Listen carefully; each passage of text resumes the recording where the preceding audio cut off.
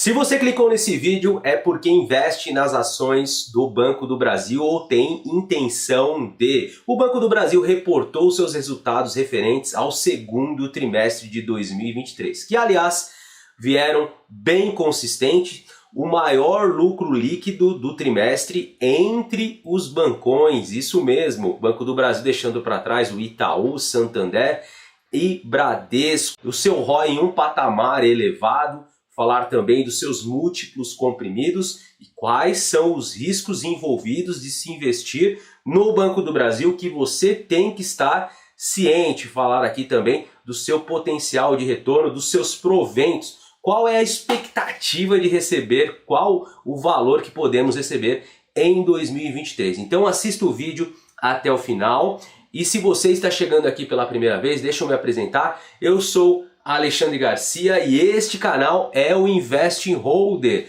Então já se inscreva também, deixe o seu like, acione o sininho de notificação para receber aviso dos próximos vídeos. A ideia aqui do canal é trazer conteúdos que gerem valor para os seus investimentos para o longo prazo. Vamos com tudo aqui falar do release do Banco do Brasil, do seu resultado do segundo trimestre, olhar aqui para o seu demonstrativo de resultado de exercício, o famoso DRE. O Banco do Brasil está em um setor anticíclico. O setor financeiro ele tem mais estabilidade, mesmo em períodos de crise tem resultados consistentes. E o Banco do Brasil ele vem melhorando a sua eficiência nos últimos anos, um case bem questionado.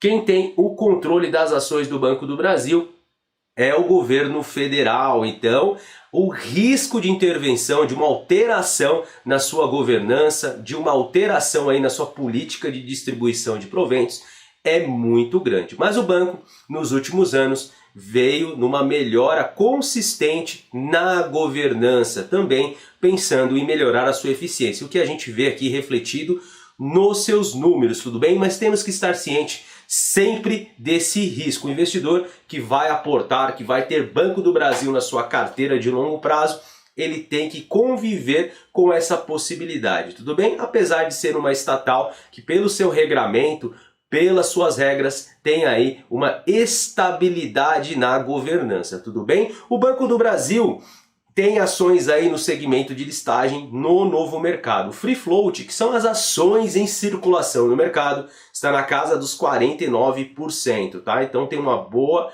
circulação, tem um bom free float. O Banco do Brasil está com um patrimônio líquido de 162 bilhões e o valor de mercado das suas ações 134 bilhões. O que a gente percebe já de início aqui? O Banco do Brasil ele é negociado com preço sobre valor patrimonial abaixo. Então ele tem mais de patrimônio do que ele tem de negociação. Então está abaixo do valor patrimonial, tudo bem? E o Banco do Brasil, como eu disse, ele reportou seus resultados do segundo trimestre de 2023. A gente vai olhar aqui para o DRE, esse aqui é um resumo do DRE desse resultado. E qual é a coluna que a gente vai atentar? É essa coluna aqui referente ao segundo trimestre de 2023, tudo bem? E vamos comparar esse resultado com o mesmo período do ano anterior, que é essa coluna aqui, ó, tudo bem? Então vamos olhar para os números, começando pela margem financeira bruta,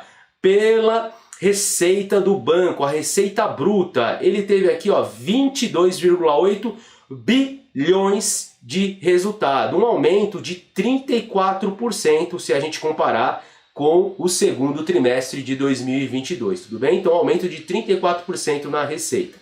As provisões de devedores aqui, que é a provisão de crédito de liquidação duvidosa, PCLD, teve aqui um resultado de 7,1 bilhões, um aumento de 144%. Guarda esse número aqui que mais para frente a gente vai destrinchar aqui o PCLD e por que aumentou as provisões do banco. E aqui tem mais um risco do Banco do Brasil, que é o risco aqui de calote, que é o risco de crédito que ele tem aqui da sua carteira de crédito, que a gente vai falar um pouquinho mais à frente. Falar da margem financeira líquida, que é de 15,7 bilhões, um aumento de 11,3% comparado ao mesmo período do ano anterior.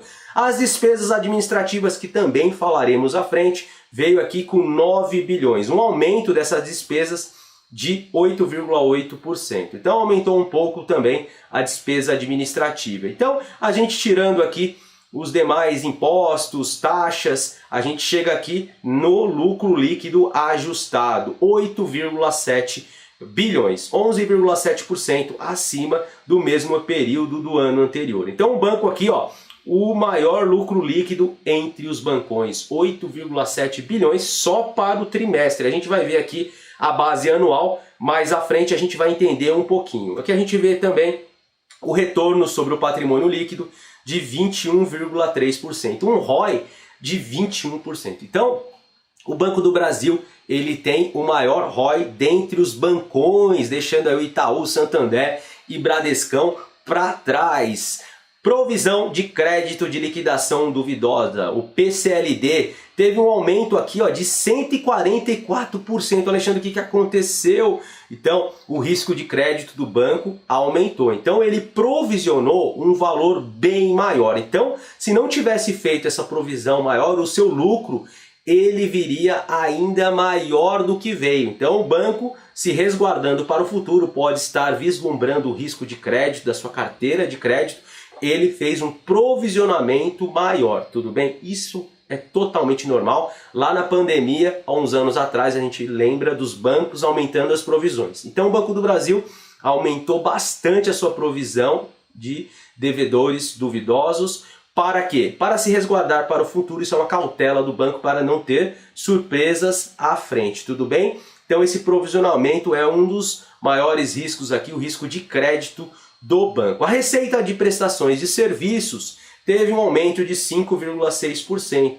Então a sua receita aqui veio com 8,2 bilhões, tudo bem? Então a gente vê aqui que principalmente a linha de clientes do atacado e comercialização de consórcio, que nesse período aí trouxe esse resultado, trouxe um aumento. Veio quase que na estabilidade. Vamos falar das despesas administrativas? E o Banco do Brasil veio melhorando seus números e as suas despesas ficaram controladas aqui nos últimos trimestres, né? A gente vê aqui, ó, que ficou em 8,3 bilhões, 8,4, 8,9, 8,6. Agora chegamos a 9 bilhões. Então aumentou um pouquinho, nada desproporcional, mas teve um aumento das suas despesas administrativas, o que traz aí uma menor eficiência para o banco. Ele sai aqui, ó, de um índice de eficiência de 33% para 28%, tudo bem? Então ele tem muito campo ainda para melhorar essas despesas administrativas, mas nos últimos trimestres aí não teve muita diferença. A carteira de crédito, o Banco do Brasil ele é conhecido aí pela sua carteira de crédito, o seu espaço que ele tem no agronegócio. Vejam aqui a parte em rosa do gráfico, que é essa parte do agronegócio. A sua carteira de pessoa jurídica ainda é maior que o agronegócio, né? E 372 bilhões. E a carteira de crédito no total, somando pessoa física, agronegócio e exterior, ele tem uma carteira de crédito de 1 trilhão de reais, né? Então mais de 1 trilhão aqui de reais de carteira de crédito. E o crescimento aqui nos últimos 12 meses vem caindo, né? Sai aqui dos 19% para 13%, ok? Vamos falar do guidance, o que o Banco do Brasil tem como projeção para o ano de 2023. Tivemos algumas alterações, algumas revisões. Então essa coluna aqui fala das revisões do que se espera, é a expectativa o Banco do Brasil começou o ano com uma expectativa de carteira de crédito de aumento aqui de 8 a 12%. Então foi revisado aqui um pouquinho para cima, 9 a 13%. Então aqui a gente vê aqui as expectativas quanto às carteiras de crédito, pessoa física, empresa, agronegócio. Então tem uma expectativa que o agronegócio venha aí com um aumento maior, né? Estava de 11 a 15%, agora de 14 a 18%. O mesmo acontece com de empresas, que teve um aumento. E a gente vê aqui também que as provisões do banco tem aqui uma expectativa de aumento. Lembra que eu falei do risco de crédito? Então o banco já está projetando que vai precisar reservar mais dinheiro para o futuro. Então de 27 a 23 bilhões de provisionamento. E a gente vê aqui que as receitas de prestações de serviços têm uma expectativa de diminuição. Estava aqui de 7 a 11%, o banco revisou para baixo, 4 a 8%.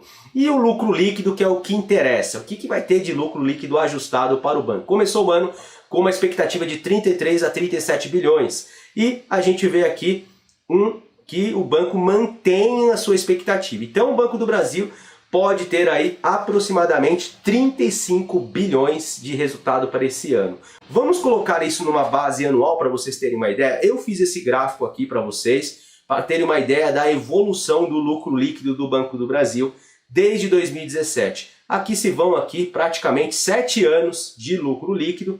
Em 2017 estava na casa de 11 bilhões. A gente veio aqui, meio que ficou estagnado, e de 2021 para cá o banco vem melhorando o lucro líquido. Vejam só. E agora em 2022 para 2023, se vier esses 35 bilhões para esse ano, já entregou aqui mais de 17 bilhões no primeiro semestre, teríamos um aumento aqui de 20% na base anual e de desde 2017 para cá 218%. E sabemos que no longo prazo o preço das ações acompanha o lucro das empresas, por isso a ideia de ser sócio de bons negócios. Dá uma olhada nesse gráfico aqui, trago também, fiz uma pesquisa cotação versus lucro. Lucro são essas barras aqui, verde ou azul aqui. E a gente vê o lucro, a gente vê a cotação do banco, é essa linha amarela. Percebam aqui que quando tem o aumento do lucro, tem aqui o aumento da cotação. Então nos 3 últimos anos, como eu destaquei, que teve um aumento do seu lucro, na verdade teve um acompanhamento do preço das ações. Então o preço acompanha o lucro, isso é interessante. E aqui a gente vê que está acompanhando bem junto do lucro líquido. Então aqui teve um descolamento de 2016 para frente, a gente vê que teve um aumento aqui bem fora da realidade do lucro. E aqui a gente vê que acompanha certinho. E esse banco, ele é negociado com múltiplos muito comprimidos. Dá uma olhada só, 4 vezes o lucro. Então o PL do Banco do Brasil, a razão preço sobre lucro, esse indicador, quanto menor, melhor. Então está 4 vezes o lucro, abaixo da sua média histórica, que é de 6,6. Então o banco, mesmo com a alta nas ações que tiveram aí em 2022 e 2023, a gente viu ali o preço das ações subindo, ele continua com múltiplos baixos. Isso por quê? Porque o risco de intervenção estatal, ele permanece, ele tem múltiplos menores que seus pares. Eu pego o Itaú como exemplo, ele é negociado a 8,5 de razão preço sobre lucro. Então, o Banco do Brasil ele tem metade dos múltiplos do Itaú. Então, um banco que vem melhorando o seu resultado, mesmo assim, o preço das suas ações não descola. Por isso que o banco ele tem potencial aí dessas ações acompanhar. Então, é uma indicação de compra, faça uma avaliação, analise muito bem para você colocar em carteira ou para aumentar a sua posição. Tudo bem? O ROI do Banco do Brasil, 20% de ROI, né? 20, 21% acima do Itaú, que está com 17 e alguma coisa, né, de ROI, e o Banco do Brasil aqui batendo a rentabilidade dos bancões, né? Quem diria? E vamos falar agora dos proventos, dos dividendos. Esse aqui é o calendário de pagamento. O Banco do Brasil está mostrando uma boa governança, uma boa política de pagamento de proventos. São 8 pagamentos, conforme aqui esse fato relevante que foi noticiado lá atrás, né? Temos 4 pagamentos aqui antecipados, que são durante os trimestres, geralmente juros sobre capital próprio, tá?